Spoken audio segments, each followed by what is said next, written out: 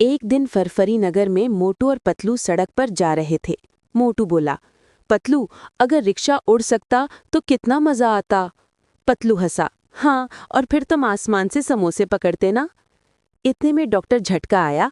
हाथ में एक नया जादुई रिमोट था। उसने कहा, दोस्तों, ये मेरा नया इजाद करदा उड़ने वाला रिक्शा है। मोटू खुशी से छलांग मारते हुए बोला, वाह, सबसे पहले मैं चलाऊंगा। रिक्शा आसमान में उड़ गया। मोटू बोला, हो ओहो, मैं हवा का बादशाह हूँ। पतलू पीछे से चिल्ला रहा था, ध्यान रखना मोटू, नीचे मत देखना। मोटू नीचे देखते ही चकरा गया और गलत बटन दबा दिया। रिक्शा सीधा चाय के स्टॉल में जा टकराया। चाय वाला चीखा, मेरी चाय, मेरी प्याली। डॉक्टर झटका बोला, मैंने कहा था प्रायोगिक है। पतलू बोला, मोटू, तुम उड़ने के लिए नहीं, समोसे खाने के लिए बने हो। मोटू मुस्कुराकर बोला, चलो कोई बात नहीं, उड़ने वाले समोसे ही बना देते हैं। और सब हंसने लगे।